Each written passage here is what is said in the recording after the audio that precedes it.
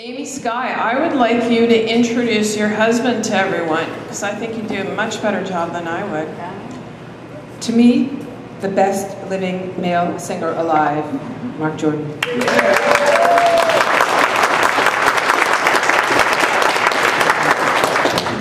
I'm not just saying that so I'll get lucky tonight.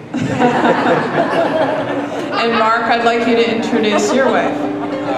One of the greatest, first of all, the greatest mom in the world, and the greatest singer.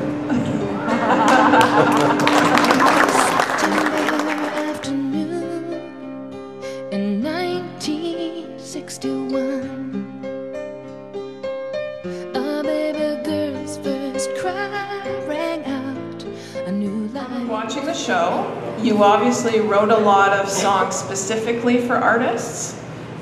But Amy, did you actually write any songs specifically for any artists? Sure. Yeah. Well, Marc and I both, we write songs that we get called by different artists and record companies, and they say, do you have anything that would work for so-and-so? So I'd say the majority of the time we write as if we were going to do it. Yeah. But I actually collaborate with a lot of artists. Like tonight, the song I did, If My Heart Had Wings, I wrote with Melissa Manchester for her. Right. And she recorded it first, and then I did my version. So that happens a lot too. Yeah, that's amazing. Now, is there a song that, could you each pick one of your songs and tell me if there's actually an artist that you still want to record that song? Oh, that's easy because last week I sent The Lights of December to Bonnie Raitt. Oh, and awesome. I would love her to record that song. Mm-hmm. And I have a song that I just finished called Chills. Yeah. That I actually wrote for Sophie Millman, but I sent it to... She's coming here. Is she? Mm-hmm. She's terrific. And I sent it to Michael Bublé. Wow. And I would love him. I think he's a fantastic. Yeah. That's great. Okay, wait, if we have a wish list, Celine Dion, I have hits for you. Now, I don't know if you actually know Anne Marshall of Elmhurst Resort, but she actually always said to me, oh, you have to interview Amy Sky and Marc Jordan. And so it's just weird that all of a sudden this is all coming together just naturally. And it was interesting when you talked about on stage how by keeping that poem in your purse, that those, you know, it's like the universe answers that call. Do you find that that happens quite a bit, or? I do, absolutely. Yeah. In fact, I think when it happens the first time, you realize that you can participate in that process, and you get better at it, and then the secret came out, and now we can all learn how to do it. But it's absolutely true. I mean, it starts with your own connection and your own belief for the right reason. Yeah, to an idea. So if it's for the right reason, you think it'll happen. You wouldn't believe the letter I have in my pocket. I kind of have a good idea. Now, would you say that there's a song right now that speaks to you that kind of keeps recurring for some reason right now that seems to be meaningful for the both of you? Like a song, an original song? Yes. Well, again, for me, my new CD, The Lights of December, and that title track, the one I sent to Bonnie Raitt, actually is really, really significant for me. I do a lot of work with advocacy for mental health, and the director of the Mood Disorders Association of Ontario once said to me that in the field of mental health, what they counsel people who are suffering from depression is when you have run out of hope, which is depression is the loss of hope. You have to borrow someone else's until you can find your own. And that was such a powerful statement for me, and that is actually what the song Lights of December is about. Oh, that's great. Now, you have actually, you won an award last year from CAMH, right? The Courage to Come Back Award. That was 2 years ago. Oh, 2 years ago. But oh yeah, right, because it's 09. Yeah. It was Yes. 07. Yeah. Hello. And this year you're actually getting the Hero Inspiration Award, right? Mm-hmm. That's amazing. So would you consider that to be one of your more meaningful awards?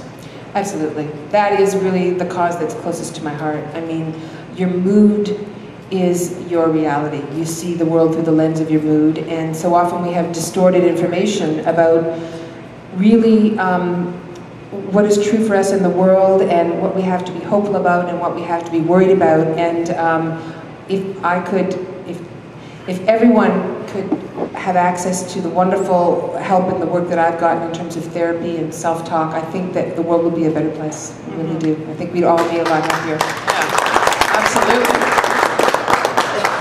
Now, Marc, is there an award that stands out for you as one of your greatest achievements? Well, my greatest award is my children. Yeah. I guess that's, or it's not an award, it's a reward. Right, yeah. And they are my life. And awards don't really mean that much to me. Yeah. Really, it's living. Mm-hmm. It's my family and my kids. Yeah. Now, Amy, what? Good answer. You're so thin. That letter's working already in your pocket. So what I wanted to ask you, Amy, is from the journey that you had with postpartum depression, what did that journey teach you? Number one, tremendous empathy and compassion for people who have slipped off the rails of their life. Yeah. It can happen to anyone. It's an equal opportunity offender. Mm-hmm. And I always try and give people the benefit of the doubt when I see people acting in an unpleasant way. Yeah. I always like to think they're not a bad person. They are not seeing through the right lens. Right. That's a good way of looking at it. Now, what did that whole journey teach you about Marc? Well, it gave me... I'm here. gave me, probably in a weird way, one of the greatest blessings that our marriage had was the opportunity for me to be able to receive Marc's support and for Marc to be able to give it. And I think it taught us both a lot about our commitment to each other. I actually heard an amazing definition of commitment today. Commitment is carrying on with a goal long after the feeling has left that was there when you made that goal in the first place. I hope I said that right. But Marc taught me a lot about unconditional love. Truly, that song, Everything Love Is, was absolutely written for Marc because of the way he has always been there for me through fat and thin, through good and bad. Yeah.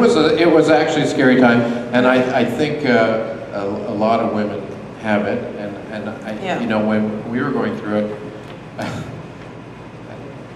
didn't really know what it was in a way, but my goofy friends in California would tell me stories, horrific stories about, you know, marriage breakups and this kind of thing after a couple would have kids, and I had no idea what was going on, and